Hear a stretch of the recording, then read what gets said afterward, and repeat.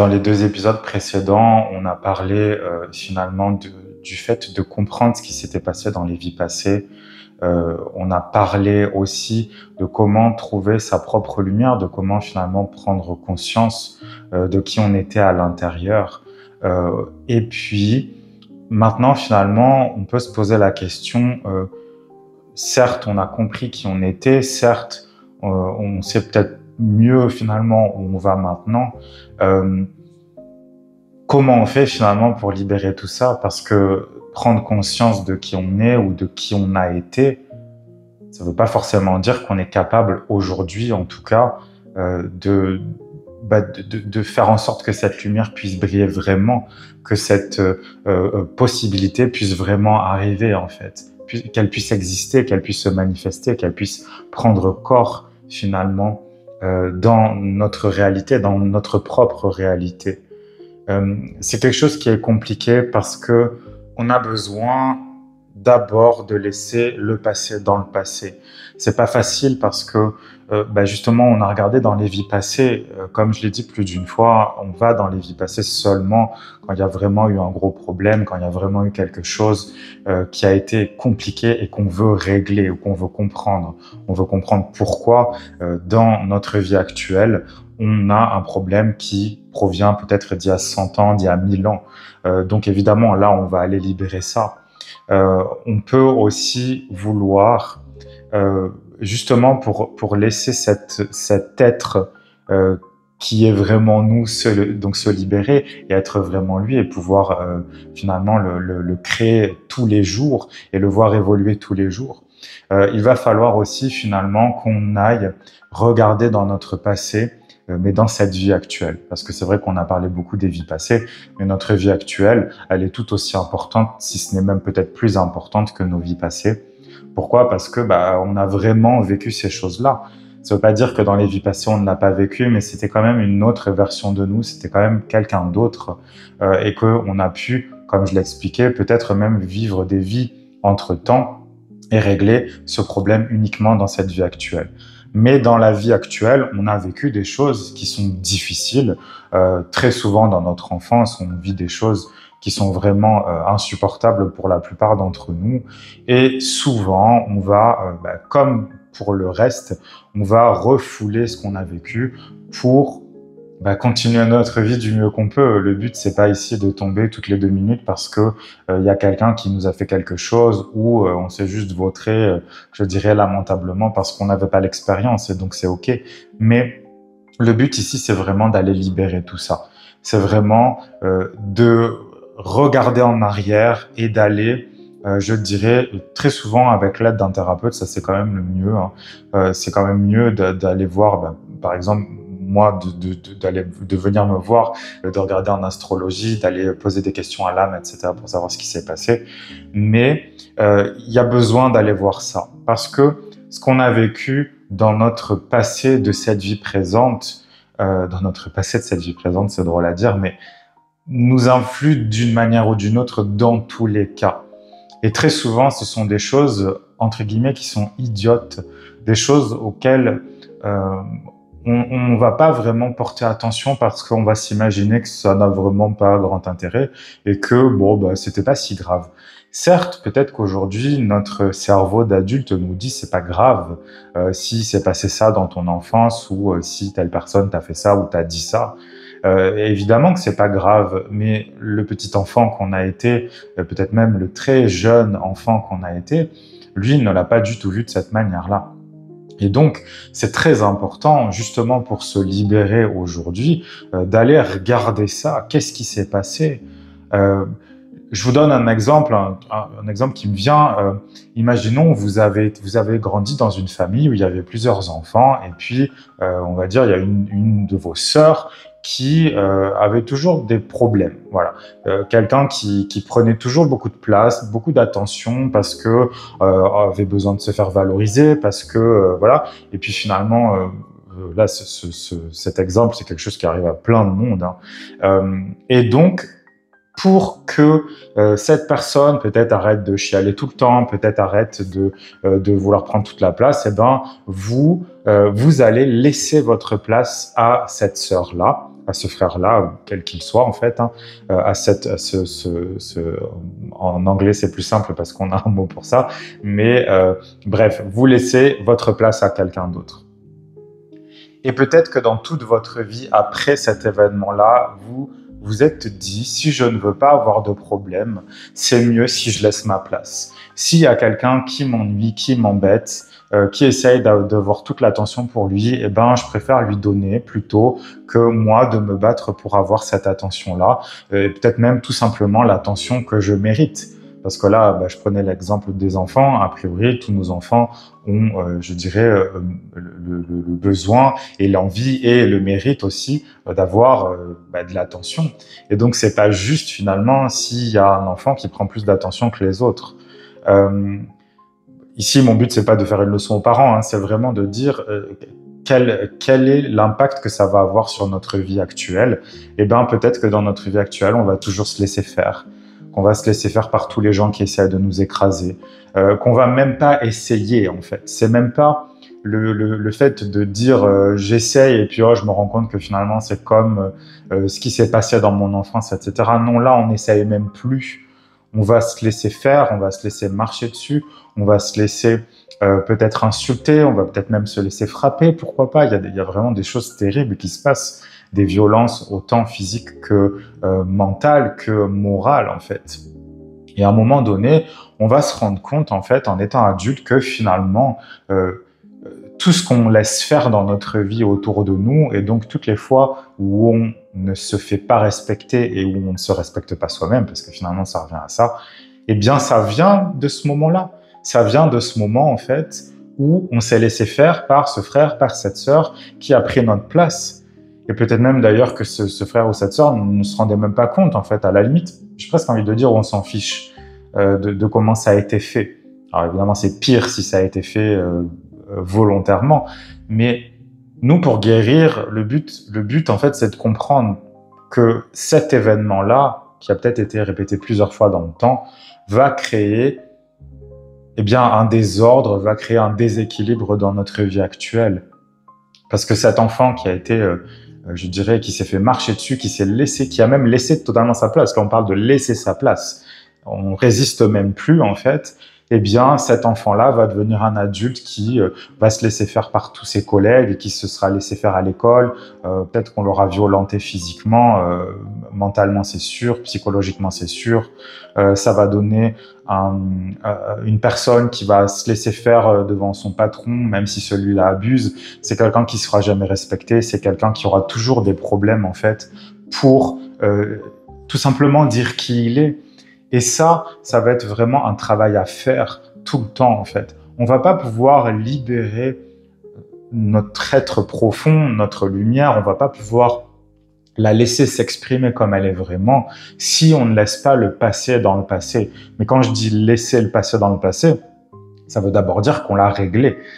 Parce que sinon, ça veut dire, comme l'exemple que j'ai pris dans un précédent épisode, on va prendre ça, on va mettre ça dans un sac poubelle, on va fermer le sac poubelle et puis on va le jeter loin dans un coin et puis on s'en fout, on n'y touchera plus jamais. C'est idiot de faire ça. Parfois, on n'a pas le choix parce que, quand on est un enfant, on n'a pas le choix. Parce qu'on comprend pas, parce qu'on sait pas, parce que très souvent, on est seul. Très souvent, les adultes autour de nous ne nous donnent pas l'attention qu'on mérite quand on leur parle de ça. On est malheureusement, je dirais, dans une société où toutes ces choses-là sont soit trop mises en avant, soit pas assez en fait. Soit on va minimiser les choses, soit on va les rendre énormes alors qu'elles n'ont pas besoin de ça. Il y a toujours un déséquilibre à cet endroit-là. Et effectivement, pour moi, c'est la responsabilité aussi des parents de faire très attention à ce que leurs enfants leur disent finalement, parce que tout peut devenir un gros problème plus tard. Si c'est pas traité tout de suite, si c'est pas compris tout de suite, si c'est pas mis, je dirais, sur le devant de la scène tout de suite, il peut se passer des choses terribles finalement. Donc, on va laisser le passé en arrière après l'avoir traité. Ça demande du courage en fait, parce que c'est pas facile de se libérer du passé. C'est pas facile de laisser le passé en arrière. C'est pas facile de laisser le passé là où il doit être en fait, c'est-à-dire donc dans le passé, parce que on s'accroche à beaucoup de choses parce qu'on a grandi comme ça, parce que c'est une éducation aussi, c'est une éducation, je dirais, sociétale, c'est une éducation familiale, c'est peut-être même quelque chose qui fait écho en plus à des vies passées qu'on a déjà vécues, peut-être même d'ailleurs que ce qui s'est passé dans notre passé, dans cette vie-là, reprend finalement quelque chose qui s'est passé dans une vie d'avant. Donc c'est dans tous les cas quelque chose qu'il va falloir guérir, quelque chose qu'il va falloir traiter, comprendre. On va comprendre la cause en fait et on va la faire remonter et on va la traiter. Et on va, je dirais, s'imposer à soi-même des petits exercices, des défis, des choses comme ça. C'est pas facile. Ça, c'est certain, c'est pas facile. Mais le passé, finalement, peut et doit être un tremplin pour l'évolution. Mais ça veut pas dire que notre tremplin, on va le garder avec nous toute notre vie. Parce que a priori, imaginez vraiment l'image. Vous avez un tremplin, un vrai tremplin, comme dans les cours de sport. Voilà, quand on faisait quand on était jeune, on avait un tremplin, on devait sauter au-dessus d'un mur, je sais plus le nom que ça a, mais un truc en bois et on devait passer de l'autre côté. Bon, est-ce que une fois qu'on est passé de l'autre côté du mur et qu'on a bien sauté sur notre tremplin pour nous donner de l'élan, est-ce qu'on va redescendre du mur pour récupérer notre tremplin et après comment on fait pour remonter? Je sais pas si vous voyez l'image. C'est ça en fait. Donc le tremplin, donc le passé, on le laisse en arrière. Ça veut dire quoi? Ça veut dire aussi laisser des gens. Ça veut dire laisser des situations, ça veut dire laisser des habitudes, ça veut dire laisser des manières d'être en fait. Tout ça, c'est autant finalement de costumes qu'on a, de déguisements, de masques, de tous ces trucs, de toutes ces couches en fait qu'on a récupérées sur nous, que ça a été récupéré, je dirais, par nous, c'est-à-dire par notre âme, par nos vies passées, ou que ça nous a été imposé par des parents, par l'école, par une société, une religion, n'importe quoi en fait. Mais dans tous les cas, toutes ces couches-là, à un moment ou à un autre, en fait, il faut les laisser derrière. Et ça fait mal, il faut le dire. C'est la vérité, ça fait mal. Et même quand on en a souffert toute notre vie, ça fait mal. Ça fait mal et ça fait en plus... C'est bizarre parce qu'on y a été tellement habitué qu'une fois qu'on n'a plus ça, on ne sait plus trop où on est. On a l'impression qu'on va... on va pas réussir à continuer parce que on n'a pas notre... je vais dire notre doudou, parce que c'en est pas un, mais c'est un doudou empoisonné en fait. C'est un truc qu'on garde parce que ça nous donne une espèce d'impression de sécurité, mais en fait, on n'a pas du tout cette sécurité-là. C'est pas une sécurité, c'est du poison. Donc ce poison, il faut absolument le laisser derrière le mur. Et une fois qu'on a surmonté cet obstacle, on laisse le tremplin derrière, on laisse notre sac poubelle derrière, on laisse le passé dans le passé. On laisse les gens du passé dans le passé, on laisse les situations du passé dans le passé, parce que si vous trimballez tout le temps ce passé qui a été pourri, parce que là je parle pas d'un passé qui a fait du bien, je parle d'un passé qui a été ultra négatif pour nous, à un moment donné, on le transforme en tremplin, on le transmute en tremplin et on le laisse derrière.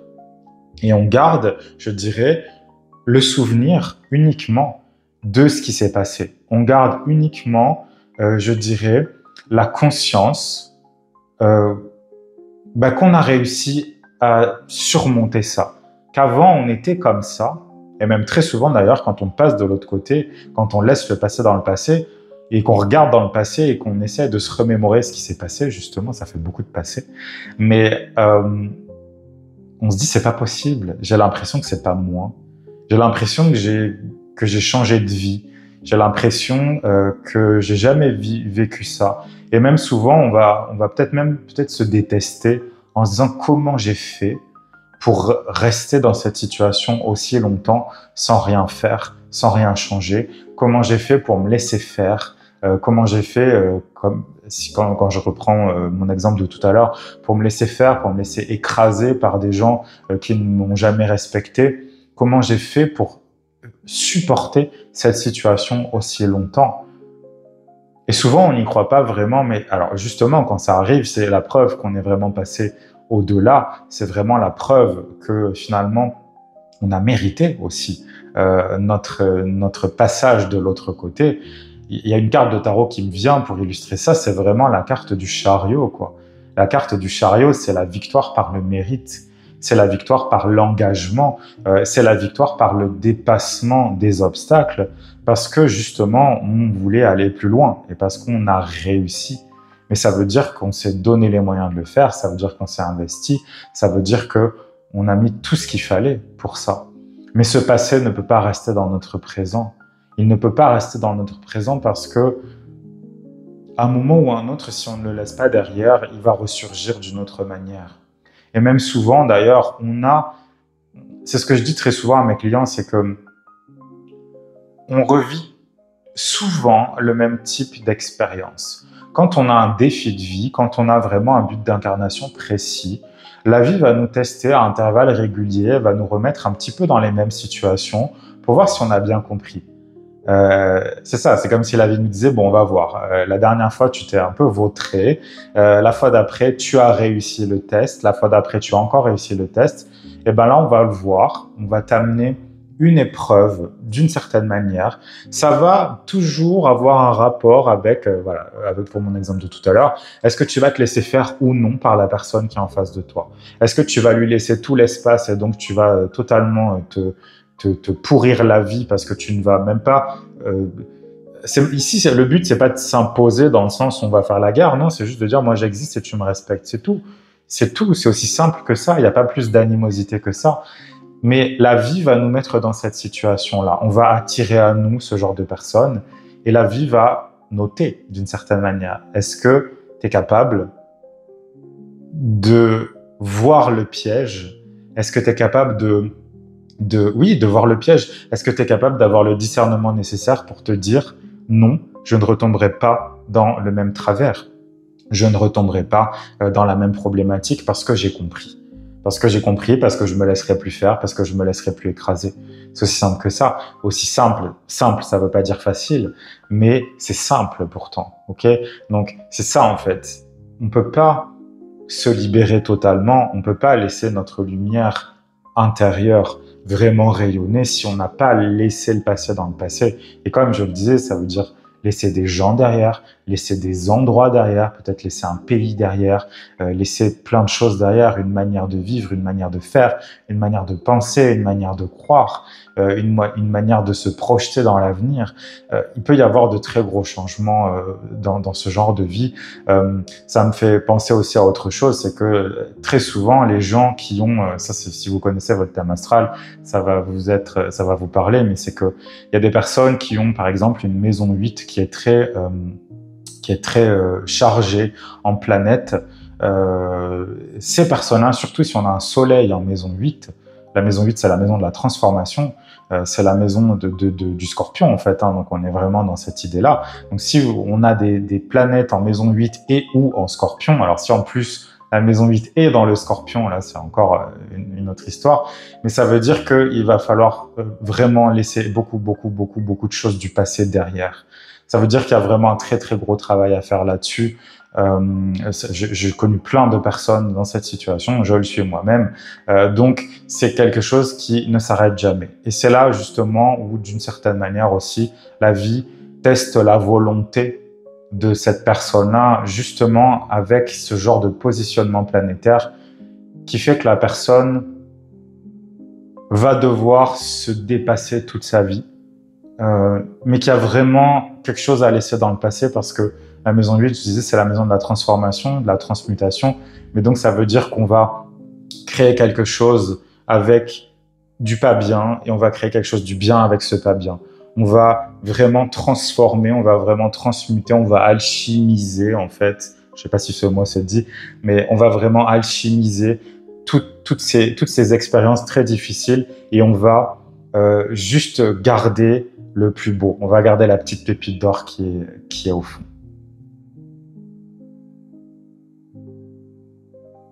Une fois qu'on a fait ce travail de libération du passé, des vies passées, de notre passé, je dirais, de cette vie-là, on va vouloir très souvent, surtout quand on est dans un processus de libération et de guérison comme ça, on va vraiment vouloir très vite exprimer sa propre liberté. Très souvent, alors, il faut faire attention, mais justement, très souvent, on va se sentir pousser des ailes et on va faire finalement exactement l'inverse de ce qu'on faisait avant, ce qui n'est pas une bonne chose, évidemment. Par exemple, je reprends mon exemple de la partie précédente où on a été toute notre enfance, par exemple, écrasé par une personne de notre famille. On lui a laissé toute la place et nous, on est devenu finalement quelqu'un pas de lâche, mais quelqu'un qui va préférer laisser sa place plutôt que d'avoir des problèmes, plutôt que de devoir s'imposer. Donc, on va créer beaucoup de problématiques dans notre vie amoureuse, dans notre vie professionnelle, dans notre vie en général, en fait. Euh, le mauvais côté qui aurait justement à libérer ça, parce que le but c'est pas de le garder évidemment, mais on pourrait très bien au moment de cette libération faire exactement l'inverse, c'est-à-dire imposer notre volonté à tout le monde, c'est-à-dire tyranniser les gens autour de nous, c'est-à-dire être tout le temps en colère, et ce serait d'une certaine manière normal et logique parce que on a vécu peut-être une grosse partie de notre vie un peu comme des esclaves, un peu comme des serpillères, des gens où voilà, on se laisse marcher dessus par tout le monde et puis on dit rien, on pourrait presque se faire cracher dans le visage et on dirait rien non plus. Et d'un coup, forcément, on a toute cette colère qui remonte, toute cette injustice en fait qu'on a pu ressentir et qu'on a pu vivre. Et pour nous, à ce moment-là, ça pourrait être une expression de notre liberté. Alors, c'est vrai que ce que je décris là, c'est quand même très souvent le cas. C'est presque, je dirais, un passage obligé quand on a vécu ce genre de choses. Après, il y a d'autres situations, mais finalement, ça va toujours se dérouler d'une manière similaire. On va avoir, je vais pas dire une volonté de vengeance, mais peut-être qu'on a besoin et envie de voir l'envers du décor. En fait, on a envie de voir ce qui se passe de l'autre côté. Et peut-être que et d'ailleurs très souvent, c'est très inconscient, c'est peut-être même involontaire. On va devenir le bourreau alors qu'avant on était la victime. Ça, c'est quelque chose évidemment de très dangereux. Il faut s'en rendre compte assez rapidement. Est-ce qu'on peut éviter cette situation? Je ne pense pas. Après, je pense qu'on peut limiter son action, je dirais, autour de nous, peut-être en expliquant aux gens autour de nous ce qui s'est passé, pourquoi on réagit comme ça, etc. Bon, ben, c'est toujours pareil. Après, les gens, soit ils comprennent pas, soit ils nous aiment, soit ils nous aiment pas, soit ils nous aident aussi peut-être à nous rééquilibrer, soit ils ne le font pas. Dans tous les cas, c'est à nous de nous poser cette question-là. Mais donc, on va avoir envie d'exprimer sa liberté. Exprimer sa liberté, comme je le disais, il y a un dicton, un proverbe que j'entends depuis que je suis enfant et qui dit que la liberté des uns commence là où s'arrête celle des autres et inversement. Donc, exprimer sa liberté, ça ne veut pas dire devenir un tyran. Parce que très souvent, d'ailleurs, les tyrans et les dictateurs, ce sont des personnes qui ont beaucoup souffert dans leur enfance ou dans leurs jeunes années, il y a eu un truc, etc. Et donc, finalement, plutôt que de guérir ça et de devenir des adultes, de vrais adultes responsables, on se met à diriger tout le monde et on se met à faire la guerre contre tout le monde. Et il y a toujours énormément de colère et de volonté de vengeance. Je suis pas du tout en train d'excuser les gens qui font ça, évidemment, mais il y a toujours une base, je dirais, qui est très fertile à ça. Donc, si on a vécu ce genre de choses, ce genre d'injustice, il faut vraiment... je pense qu'à un moment donné, en fait, on a un choix de toute façon quand on est dans ce chemin de libération. Quand on est dans ce chemin de libération de qui on a été, de ce qu'on a subi, etc., il y a toujours un moment où on doit choisir, où il y a deux chemins qui s'offrent à nous. C'est un peu l'ombre et la lumière. C'est un peu... Est-ce que je vais réussir à me guérir et à faire en sorte que plus jamais cette situation ne soit vécue par moi ou par quiconque autour de moi et les personnes que j'aime, ou alors je vais faire subir tout ce que j'ai subi dans le passé, je vais le faire subir parce que je veux me venger. Il y a le choix, hein. Il y a toujours le choix. Après, vous faites le choix que vous voulez. Moi, c'est quelque chose qui m'est arrivé personnellement. J'ai vécu à un moment ce choix-là où je me suis dit, je sais que je peux tout détruire autour de moi si j'en ai envie parce que j'ai la puissance pour, parce que j'ai la force pour, parce que j'ai la colère pour, parce que j'ai la tristesse pour, parce que voilà, c'était un moment de ma vie critique, je dirais. Et j'ai su que j'avais ce choix en face de moi. Ça a été très, très clair dans ma tête au moment où c'est arrivé. J'ai, je dirais, heureusement choisi le bon chemin pour moi, en tout cas celui que je considère comme bon pour moi, parce que je me suis dit, tout ce que j'ai vécu, j'ai envie de le partager aux autres et j'ai envie de leur montrer qu'on peut s'en sortir et qu'on peut s'en sortir bien et qu'on peut aller vraiment mieux et qu'on peut vraiment créer beaucoup de belles choses dans sa vie, même si on a vécu un passé qui a été difficile et même si on a vécu un passé où on a beaucoup souffert. On peut le faire, mais ça demande beaucoup de volonté. Mais dans tous les cas, cette liberté, cette expression de liberté, encore une fois, il faut absolument se rendre compte que ça doit être un cadre. J'en parlais dans une précédente vidéo, je disais que on doit se créer un cadre mais large. Il ne faut pas que ce soit un cadre tout petit, une toute petite case, parce que dans tous les cas, très souvent, les personnes qui sont dans cette situation-là, qui veulent libérer leur passé, c'est justement parce qu'elles n'entrent dans aucune case. Il n'y a pas de case pour elles, tout simplement parce que ce sont des êtres uniques. Parce que quelqu'un qui se sent pas unique, quelqu'un qui ne comprend pas du tout la notion de la liberté, quelqu'un qui ne comprend pas qu'il pourrait y avoir des choses à libérer dans son passé, mais cette personne-là n'ira jamais demander une guérison, elle n'ira jamais demander qui que ce soit à l'aider à se libérer. Et même si on lui proposait, cette personne ne comprendrait même pas pourquoi. Parce que cette personne-là aura toujours vécu dans cette espèce de tourbillon, je dirais, négatif et néfaste pour elle. Et cette personne-là ne sait même pas qu'autre chose existe. Pour moi, la liberté, en fait, est d'abord et avant tout dirigée par la conscience. La conscience avec un C majuscule. En astrologie, c'est la planète Uranus. C'est aussi le signe du Verseau. On a ces idées-là, en fait. C'est que plus on va vouloir se libérer, plus on va vouloir être conscient de qui on est, et plus ça va pousser fort à l'intérieur de nous. Ça va être un appel vers l'extérieur, et ça va être quelque chose qui va pousser de l'intérieur. On n'aura pas le choix, en fait, que d'aller plus loin. Il y a des personnes qui sentent cet appel et ce truc qui pousse à l'intérieur, et qui n'y répondent pas. Ces personnes souffriront toute leur vie. Souffriront toute leur vie parce que c'est un appel de leur âme qui leur dit « je veux avancer ». Et les personnes qui sont en incarnation vont refuser cet appel-là. Ça, c'est une incarnation qui est foutue pour l'âme. Et puis, malheureusement, la personne qui refuse cette libération, cette liberté, va de toute façon aller de plus en plus mal. Parce que ça ne peut pas fonctionner comme ça. Ça ne peut pas. Mais donc, cette planète Uranus, elle va nous parler de la conscience parce que la conscience amène à la liberté.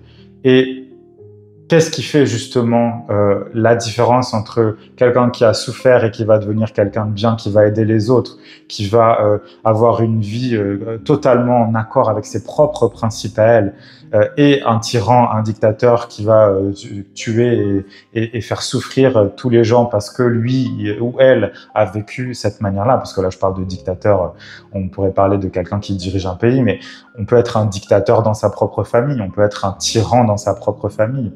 Et donc, on va faire payer à son conjoint, à sa conjointe, à ses enfants, à sa famille ou n'importe qui quelque chose qu'on a vécu dans le passé. C'est pas acceptable, ça. Et qu'est-ce qui va faire la différence? Qu'est-ce qui va faire que la personne va choisir un chemin ou l'autre? C'est sa conscience. Si on a une conscience élevée et si on veut qu'elle s'élève encore plus, on va le faire. Et donc, notre liberté et la liberté des autres n'aura pas, je dirais, d'importance dans le sens où on va de toute façon respecter la liberté des autres.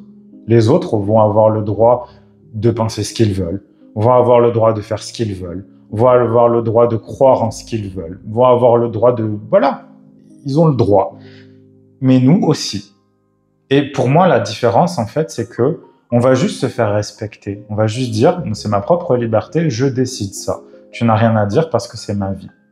Quelqu'un qui va pas être libre, c'est quelqu'un qui va dire oui tout le temps. C'est quelqu'un qui va toujours demander l'avis de tout le monde. C'est quelqu'un qui va se laisser avoir tout le temps. C'est quelqu'un qui va jamais prendre de décision, qui va toujours rester dans le même problème, les mêmes tourments, la même prison, en fait.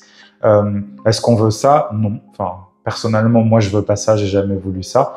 Est-ce que ça veut dire qu'on l'a vécu avant? Certainement. C'est peut-être pour ça, d'ailleurs, qu'on a voulu se libérer. En général, on veut se libérer parce qu'on est emprisonné.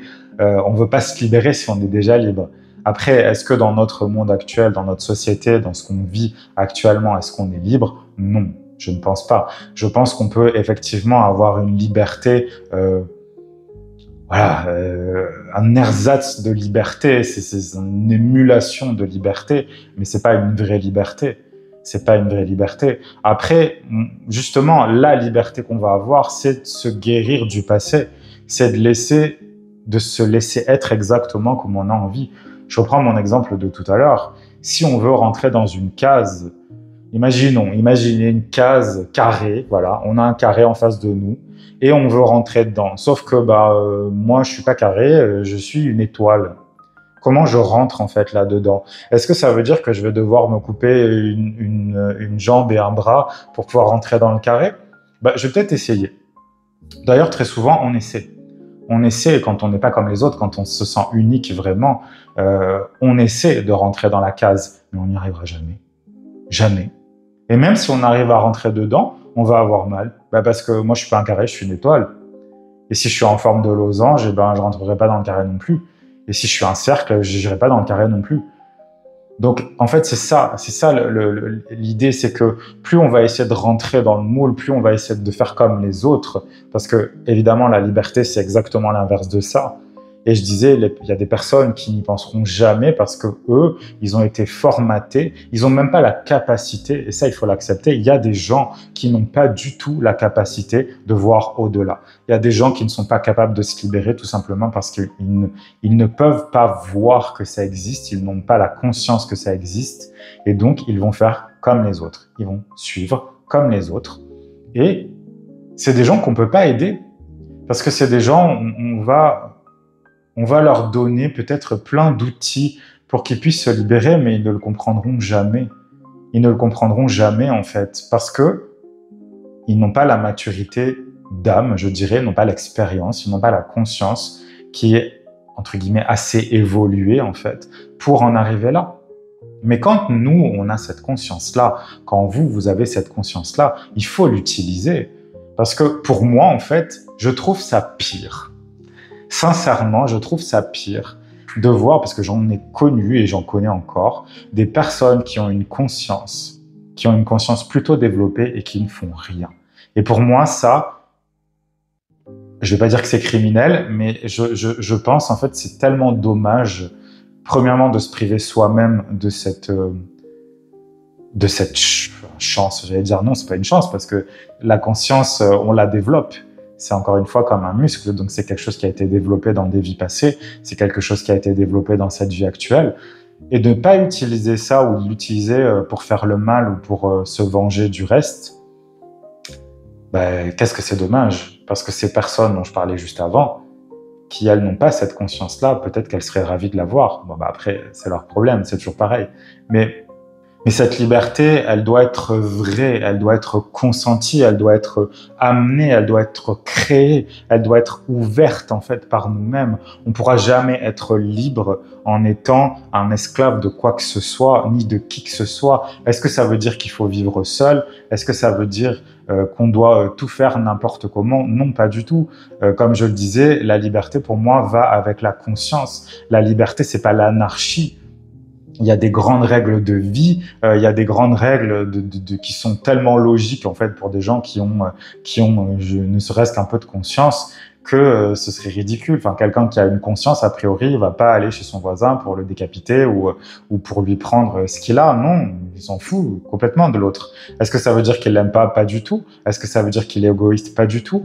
La liberté, c'est pas de l'égoïsme. Penser à soi en premier et se développer, c'est pas du tout de l'égoïsme. C'est d'ailleurs tout l'inverse. Parce qu'après, ça veut dire qu'on est capable d'aider les autres. Si on fait rien pour soi, on n'est pas capable d'aider les autres non plus. Il y a beaucoup de choses, en fait, qui sont autour de cette liberté-là. Mais pour moi, c'est d'abord et avant tout cette liberté de s'imposer. De s'imposer, mais pas dans le sens avec des gros sabots et puis écraser les autres. Non, c'est juste de dire, je suis là. J'ai ma place. J'existe. Ça, c'est vraiment Uranus. C'est vraiment le signe du Verseau. C'est de dire, je suis là, j'existe. Il y a plein d'autres personnes autour de moi. Je ne me sens pas meilleur que ces personnes-là. Par contre, je me sens différent de ces personnes-là parce que je suis unique. Et la personne à côté, peut-être qu'elle va me ressembler beaucoup, mais c'est pas moi. Elle n'a pas vécu les mêmes choses que moi, elle n'a pas eu les mêmes expériences que moi, elle n'a pas les mêmes compréhensions que moi. Oui, on va peut-être être similaire à 50%, mais les 50 autres pourcents, ça va être quelque chose de totalement différent. Et il y a ça dans cette idée de liberté aussi.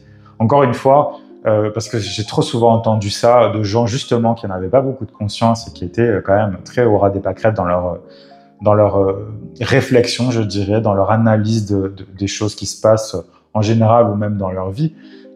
C'est de dire que si on était libre, eh bien, on serait tous en train de s'entretuer. Non. Personnellement, moi, j'ai envie de tuer personne. Je préfère aider les gens, je préfère leur rendre le sourire, je préfère les aider à se guérir, je préfère les aider à se libérer. Ça m'intéresse absolument pas. Est-ce que je serais en capacité de le faire? Bah, peut-être. Mais est-ce que j'ai envie de le faire? Absolument pas. Donc, exprimer sa liberté, c'est aussi de s'exprimer comme on est. Est-ce que ça veut dire qu'en face de nous, il y aura des gens qui seront pas d'accord? Évidemment. C'est sûr. C'est sûr. Surtout qu'aujourd'hui, on est dans une époque et on est dans une civilisation où si on détonne trop des autres, si on est différent, si on fait les choses différemment, si on pense différemment, on doit se taire. On doit juste se taire. Est-ce qu'on a envie de ça? Personnellement, moi, pas. Après, c'est à chacun de faire son choix. Et j'ai envie de dire, chaque choix est respectable. La seule chose finalement pour moi qui est importante dans cette liberté-là, c'est le fait juste de dire j'existe et je défends mes convictions. Je défends qui je suis. Je ne me laisserai pas faire. Maintenant, est-ce que ça veut dire que j'ai envie d'aller faire la guerre aux gens qui pensent pas comme moi? Absolument pas. Voilà. Moi, c'est ma vision des choses. Je pense que c'est important que les gens réfléchissent vraiment personnellement, intimement en fait, à ce qu'ils comprennent dans la notion de la liberté. C'est quoi la liberté? Est-ce que ça veut dire mettre la musique à fond à 4 heures du matin alors qu'on vit dans un immeuble? Est-ce que c'est ça la liberté?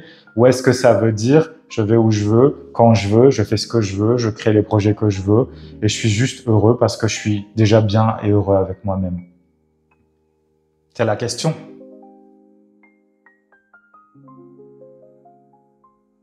Je pense qu'il faut être conscient que se libérer, c'est pas facile. Se libérer, c'est même difficile. Pourquoi? Parce que ça veut dire déjà prendre conscience de ce qui s'est passé. Prendre conscience de ce qui s'est passé soit dans les vies passées, soit dans notre passé de cette vie actuelle. Ça veut dire regarder les choses en face. Ça veut dire prendre le temps de regarder les choses en face, ça veut dire ressentir tout ce que ça génère à l'intérieur de nous, et en général, ça fait pas du bien, ça fait mal en fait, de se remettre devant des choses peut-être qu'on a refoulées pendant des décennies, peut-être même pendant des vies et des vies et des vies. Bon, ça, j'ai envie de dire, heureusement, on n'en est pas conscient, par contre, notre âme en a gardé le souvenir. Donc, c'est important de prendre le temps. J'ai souvent rencontré, très malheureusement, je dirais pour ces personnes-là, justement des personnes qui étaient très pressées. C'est simple, si vous êtes pressé, vous guérirez jamais. Voilà. La guérison, ça prend du temps. La libération, ça prend du temps. On a besoin de temps, comme je disais déjà, pour regarder, pour comprendre, pour remonter gentiment les choses, parce que c'est toujours des choses qui piquent. Imaginez-vous que vous êtes en train de remonter des oursins d'une mer en fait. Hein. Ça prend du temps, c'est douloureux, ça peut piquer, ça peut faire mal, c'est un petit peu dérangeant à faire, mais il y a besoin de le faire. Et donc j'ai vu tellement souvent de personnes qui faisaient les choses vite. Il faut que ce soit vite, il faut que ça aille vite. Je veux guérir vite. Il faut que ce soit presque fait hier, en fait. Ça me fait penser à quelque chose que j'ai vraiment vécu. De toute façon, tout ce que je dis ici, c'est des choses que j'ai vraiment vécues, mais là, c'est vraiment un exemple particulier. Je travaillais, quand je vivais à Montréal, je travaillais dans un magasin où on vendait des cristaux, en fait. Donc des pierres thérapeutiques, etc. Et j'ai eu une dame à un moment qui est venue dans le magasin. Elle avait une liste de 2 pages en fait de pierres à acheter. Elle sortait tout droit d'une formation en lithothérapie et elle était ultra stressée, ultra stressante. C'est quelqu'un vraiment d'insupportable hein, dans le magasin. Elle nous donnait des ordres, etc. Et tout de suite, j'ai su que je me suis dit cette personne, elle n'y arrivera pas. Elle n'y arrivera pas parce qu'elle ne comprend pas comment ça fonctionne. Et on a eu beau lui expliquer avec mes collègues que les pierres étaient des aides, certes, à la guérison, qu'elles pouvaient nous aider dans certains problèmes, dans certaines problématiques, etc. Mais que ce n'était pas ça qui guérissait, c'était une aide. La guérison, elle vient de l'intérieur, elle vient de la compréhension, elle vient de la libération intérieure, mais elle ne vient pas de choses extérieures, elle ne vient pas de quoi que ce soit. Tout ce qui va être extérieur va aider en fait à la guérison, mais ça ne va pas guérir, ça marche pas comme ça. Et cette personne-là ne voulait pas comprendre. Elle est repartie aussi stressée qu'elle l'était quand elle est rentrée. Elle avait dépensé, pour le coup c'était au Québec, donc des centaines de dollars dans des pierres. Et je me suis dit, ces pierres ne serviront jamais. Ou elle va les utiliser en s'imaginant que ça va changer sa vie. Et en fait, ça n'a pas dû changer grand-chose. Donc, cet exemple, en fait, pour vous dire, pour vous montrer que quand on s'engage, encore une fois, dans un chemin de libération, c'est pas facile. Ça demande du temps, ça demande de l'investissement, ça demande... c'est ça, en fait. Le principal investissement, c'est du temps. Si vous vous imaginez que, que si vous faites une séance de méditation par semaine, ou même ne serait-ce par jour de 5 minutes, vous allez guérir, non. Voilà. Ça prend du temps, ça prend, comme je disais, de la détermination, ça prend de l'argent parce que on a besoin d'acheter des livres pour comprendre, on a besoin de se faire aider par des thérapeutes, on a besoin peut-être de déménager parce que l'endroit où on est très mauvais pour nous et donc on a besoin d'être dans un autre endroit. Ça demande toutes ces choses-là. Et donc ça demande un investissement. Et quand on a besoin de faire un investissement pour quelque chose qui est réellement important, parce que cette libération, elle va rayonner sur tout le reste de notre vie, sur tout ce qu'on fait, sur tout ce qu'on a fait, sur tout ce qu'on va faire, sur tout ce qu'on a, nos projets professionnels, nos projets familiaux, tout en fait, ça rayonne sur tout. Donc c'est pour ça que c'est super important. Mais qu'est-ce qui va faire que la personne va tenir bon et qu'est-ce qui va faire que la personne surtout va s'engager déjà dans le chemin? C'est la volonté. Comment on peut s'engager dans un chemin de guérison sans volonté, à part croire que dans 3 jours, c'est bon, c'est OK, on n'aura besoin de rien faire, ça va sortir d'un coup et puis pouf, non. Ça peut demander des années de thérapie, ça peut demander des années d'action sur soi-même. C'est quelque chose de long en fait. Et donc, avec une volonté, je dirais inextinguible, on arrivera toujours au bout du chemin. La volonté, et comme je dis souvent dans ce podcast, c'est comme un muscle, ça se travaille. Certes, il y a des gens qui viennent avec plus de volonté que d'autres parce que il y a des âmes qui ont vécu des choses plus difficiles que d'autres dans des vies passées. Il y a des gens qui ont des positions planétaires dans leur thème astral qui sont vraiment, je dirais, en accord avec l'idée de la volonté. Il y a des signes qui sont vraiment, je dirais, investis par ça. On va avoir en particulier tous les signes fixes, c'est-à-dire le taureau, le scorpion, pas le gémeaux, le verseau et le lion. On va avoir ces signes-là qui, eux, effectivement, vont peut-être avoir plus de force de volonté que les autres, justement parce que, comme leur nom l'indique, ce sont des signes fixes. Mais il y a d'autres signes qui vont avoir beaucoup de volonté. On a par exemple le Capricorne, on a par exemple, qu'est-ce qu'il y a d'autre? On a le Verseau, j'en ai parlé. On va avoir le Sagittaire. Le Sagittaire, lui, s'il a un but qui l'excite vraiment intérieurement, il aura toute la volonté du monde. Il arrivera toujours au bout. Pourtant, c'est un signe qui peut être justement pas très sûr de lui, mais une fois qu'il a un but particulier, il va y aller.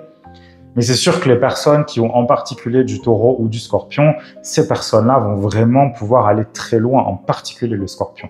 Le Scorpion, c'est vraiment pour moi celui qui est tout en haut en fait au niveau de la volonté parce que il ne lâchera pas et parce que il va pouvoir vraiment, le Scorpion et le Capricorne en deuxième, parce que ce sont des signes en fait qui sont conscients que les choses peuvent être difficiles et donc ils vont mettre toutes les chances de leur côté pour arriver au bout du chemin.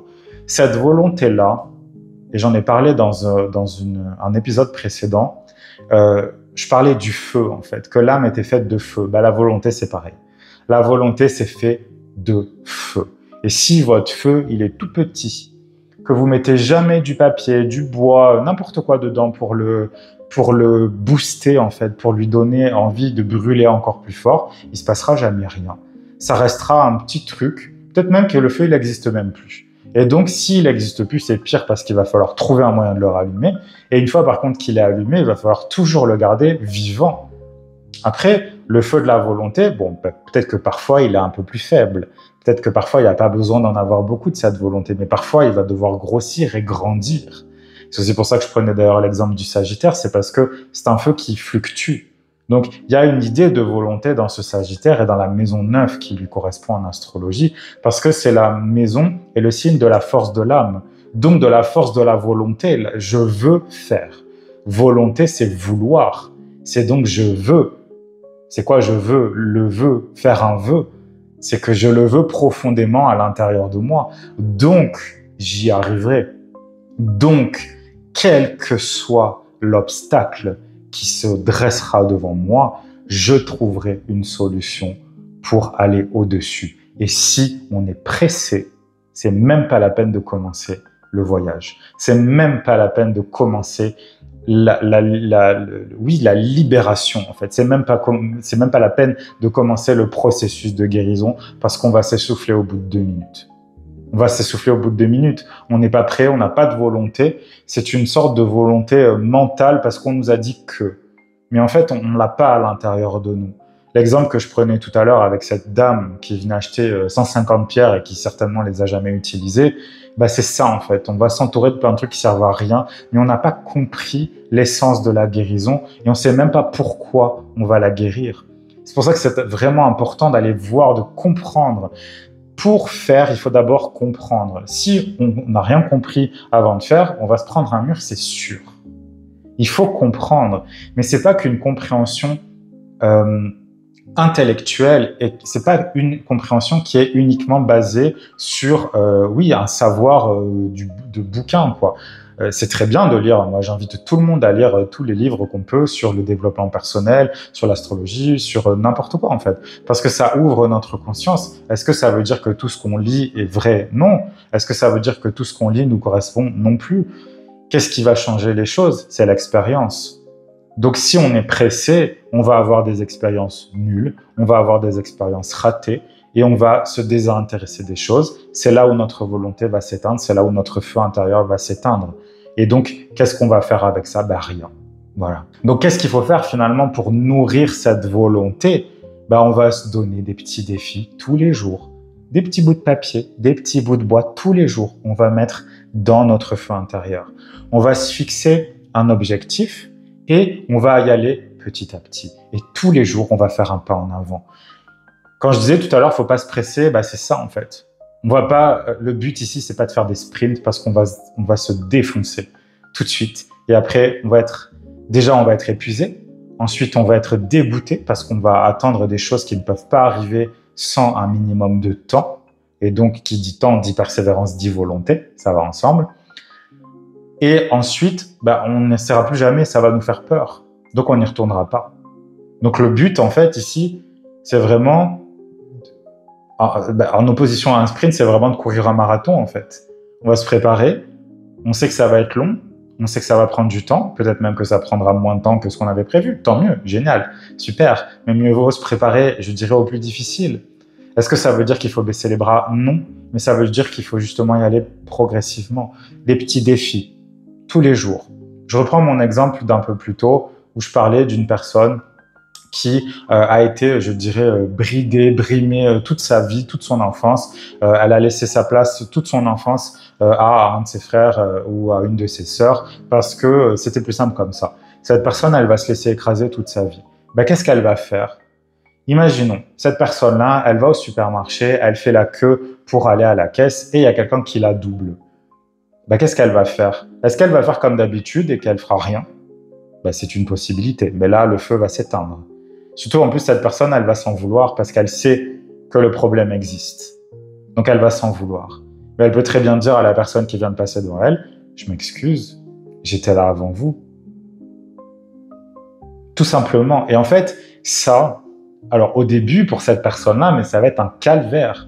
Ça va être super difficile pour elle de s'imposer, mais juste en disant la vérité en plus. C'est pas comme si elle disait un mensonge, c'est pas comme si ça n'existait pas, c'est juste la vérité. Et par ce petit geste, ce tout petit geste, qui va au début lui paraître comme une montagne, elle va commencer à mettre du bois dans son feu. Elle va dire, ok, en fait, je suis capable Je suis capable de ne pas être un fantôme.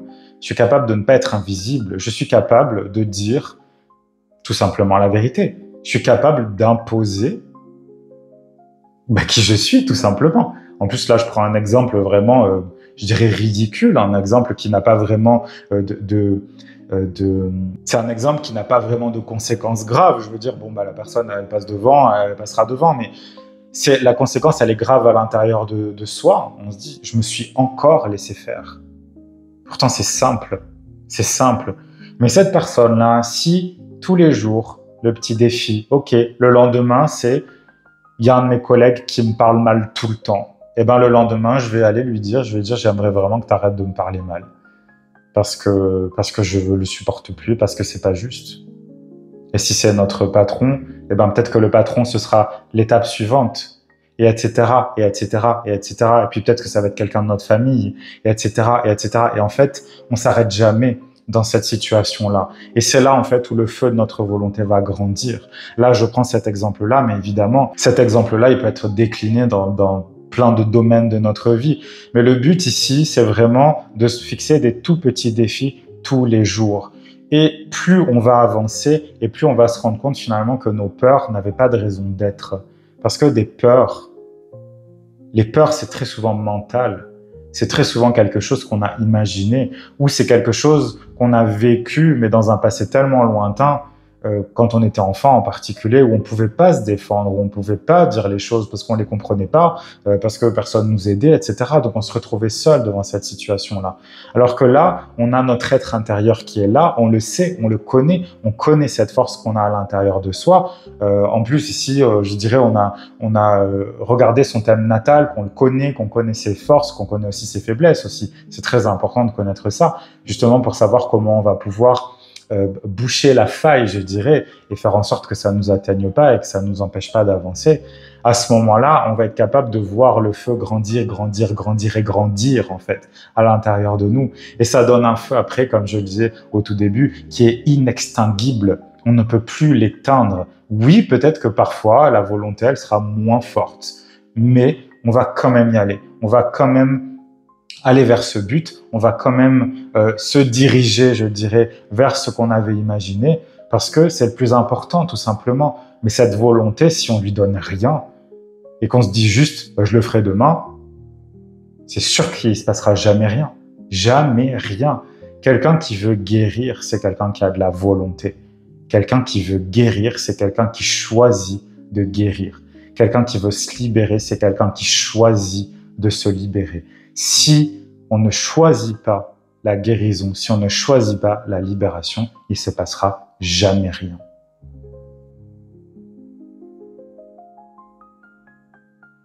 Donc une fois qu'on a choisi cette libération, une fois qu'on a choisi je dirais ce chemin de guérison intérieure et même de guérison extérieure, pourquoi pas, parce que tout est lié.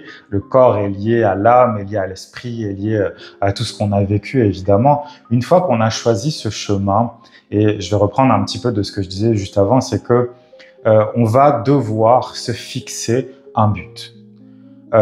Pour nourrir sa volonté, je le disais juste avant, on va mettre du papier, des bouts de bois, on va se mettre des petits objectifs tous les jours, mais à la base, il nous faut un objectif principal. Où a-t-on envie d'aller? C'est quoi mon chemin? C'est quoi ce que je veux atteindre de toute façon? Il y a des personnes, j'ai souvent dit d'ailleurs ça quand j'étais enfant, parce que moi j'ai su très tard en fait ce que je voulais faire, ou en tout cas je le savais depuis longtemps mais je voulais pas le voir.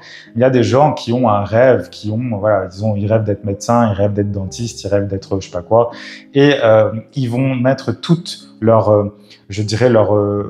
être dans ce but-là.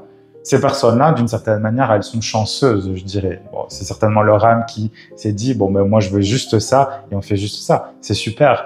Il y a plein d'autres personnes, malheureusement, je dirais, oui, malheureusement, parce que ça va moins vite, c'est sûr, mais qui ne savent pas exactement. Donc, comment on veut pouvoir guérir? Comment on veut pouvoir se libérer si on n'a aucun but? Parce que si votre but, c'est juste de guérir ou juste de vous libérer, ça sert à rien.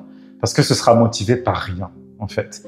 Et votre volonté, la volonté dont on a parlé juste avant, elle va prendre, je dirais, elle va être fertilisée en fait par ce but de base. Donc à un moment donné ou à un autre, il va falloir avoir un but entre guillemets ultime, ou en tout cas un but qui va être beaucoup plus élevé que les petits buts qu'on va se mettre tous les jours. Ils sont tous très importants, mais si on n'a pas de but ultime, encore une fois, je vais garder cette appellation, si on n'a pas de but ultime, on va aller nulle part, parce qu'on ne sait pas où on se dirige en fait.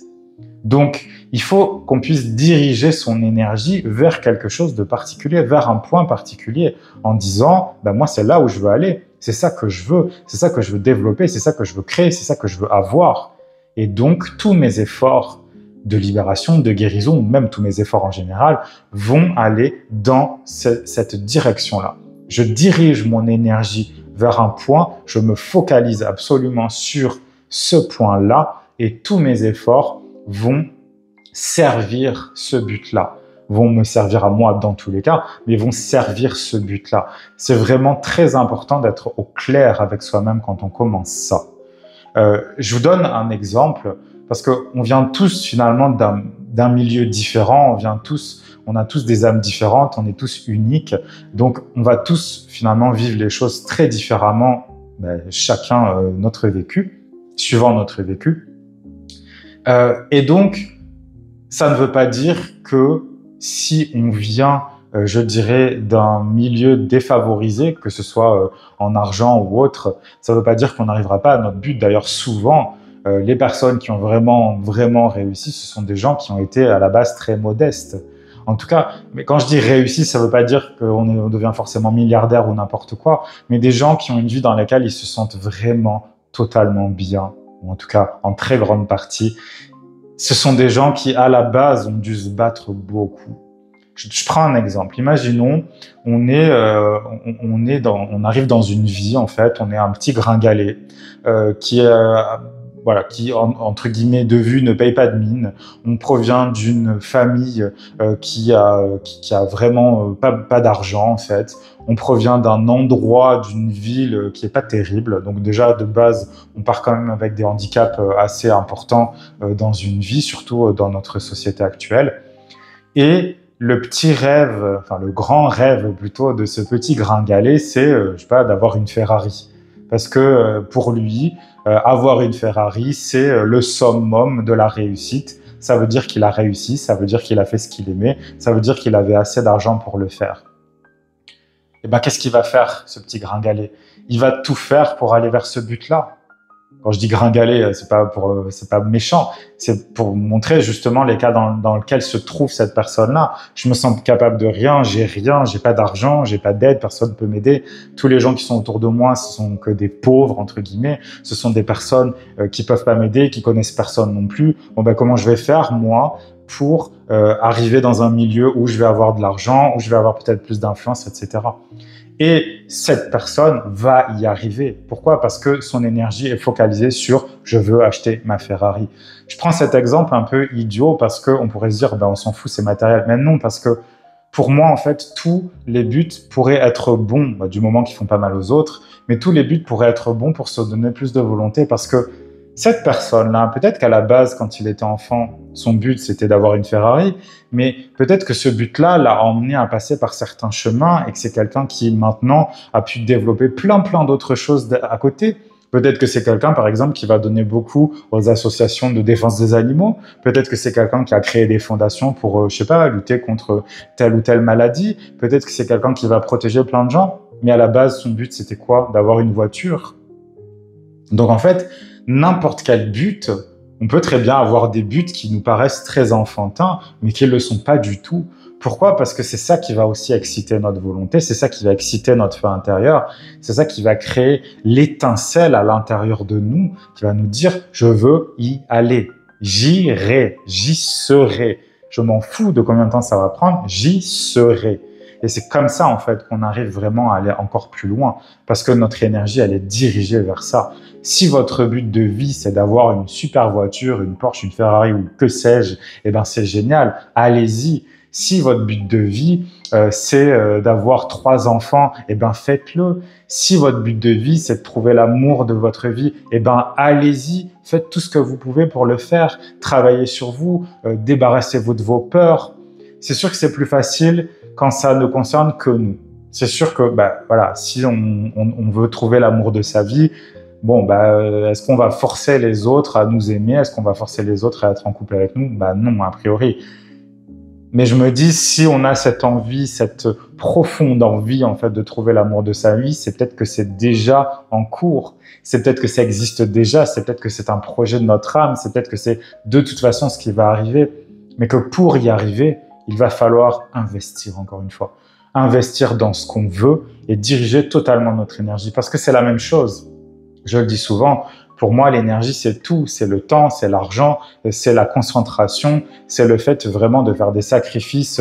Plutôt, par exemple, je sais pas, que de regarder Netflix toute la journée, on va peut-être passer plus de temps à faire des méditations ou à essayer de comprendre, à essayer de lire des livres qui nous parlent de comment on pourrait aller mieux. C'est aller voir un thérapeute qui va nous aider, c'est ça, un thérapeute, il est fait pour ça.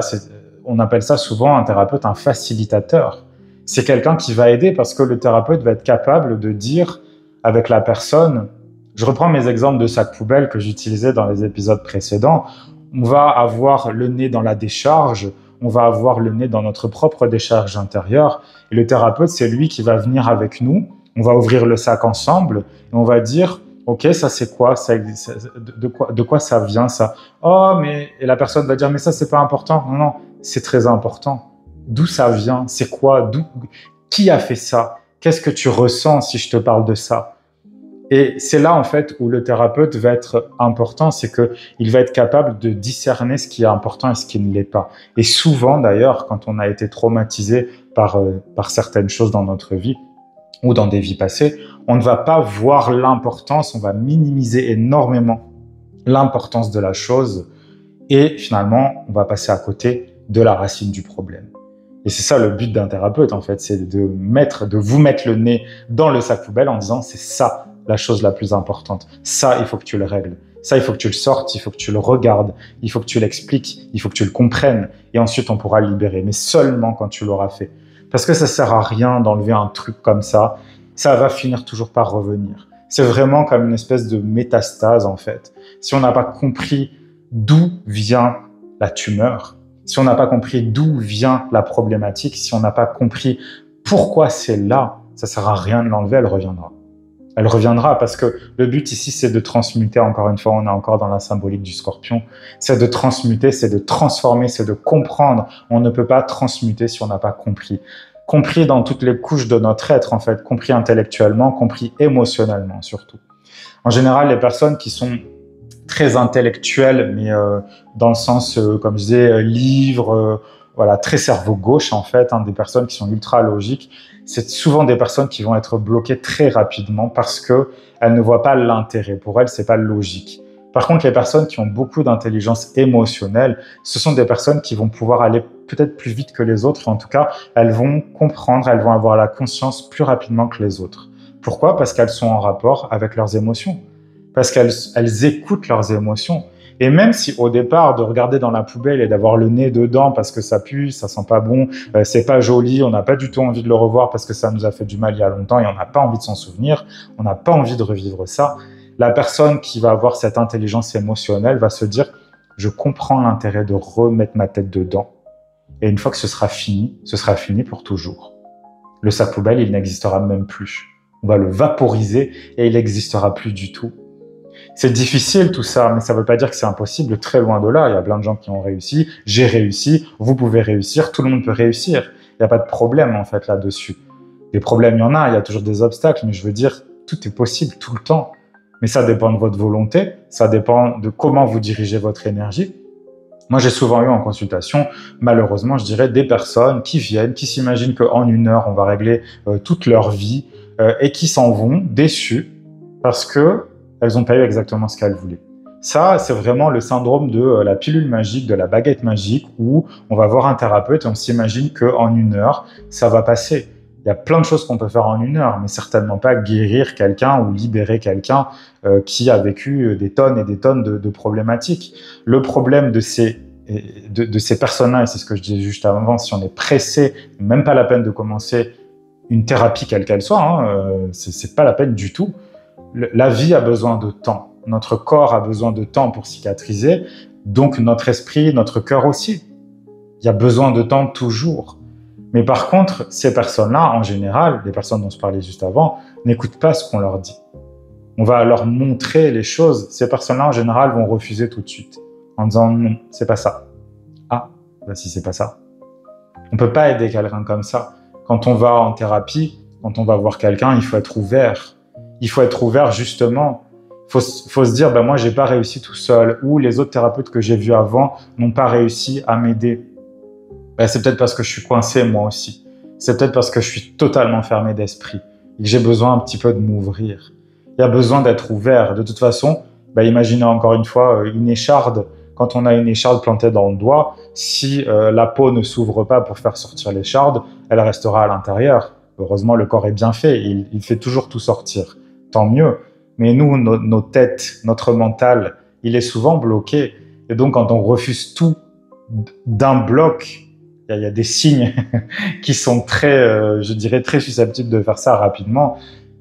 C'est des personnes qu'on peut pas aider. Il faut être ouvert, en fait. Il faut être ouvert à une autre possibilité, à une autre manière de faire, à une autre manière de comprendre les choses. Et seulement avec ça, on va pouvoir guérir. Si on a fait tout ce qu'on pouvait pour sortir quelque chose de nous et que ça n'a pas marché, c'est tout simplement que c'était pas les bonnes méthodes. C'était pas les bonnes méthodes, c'était pas les bonnes personnes, c'était pas la bonne manière de voir les choses, c'était pas le bon angle de vue. Donc il faut essayer avec quelqu'un d'autre. C'est sûr. Mais après, il faut rester ouvert, encore une fois. Mais encore une fois, c'est cette espèce de direction d'énergie, cette direction énergétique, on focalise vraiment sa conscience, son regard, son cœur, tout ce qu'on est en fait sur ce but ultime. Si votre but ultime, comme je disais, c'est d'avoir une Ferrari, bah faites tout ce que vous pouvez pour avoir cette Ferrari, que ça se passe bien et que vous ayez cette Ferrari-là. Si vous avez envie de guérir, votre, je dirais, totale attention doit être sur votre guérison. Ça prend du temps, c'est difficile, ça fait mal, c'est chiant, c'est long. Mais à la fin, je vous fais rêver, mais à la fin, quand on y arrive, il y a tout un monde en fait qui s'ouvre devant nous. Il y a tout un monde qui s'ouvre, il y a tout un monde qui s'offre à nous. Et ce monde, c'est le nôtre. C'est le nôtre. Parce qu'on a trouvé notre lumière, parce qu'on sait qui on est, et que donc, on peut après le montrer au monde, je dirais, se le montrer déjà à soi-même, s'admirer en se disant « j'ai bien fait, ça a été dur, mais j'ai réussi ». Et je vous dis pas en fait la joie que c'est, la joie intérieure, la joie extérieure de se dire « j'ai réussi ». J'ai réussi. Et après, votre volonté, mais plus jamais, à aucun moment, elle s'affaissera. Plus jamais, la flamme ne redeviendra toute petite. Non, ce sera un beau feu, un feu de joie en fait. Un feu de joie autour duquel vous allez pouvoir danser. C'est dur de guérir, ça fait mal parce qu'il faut faire ressortir les choses. Mais quand on est déterminé et quand on est focalisé sur son but de guérir, tout est possible.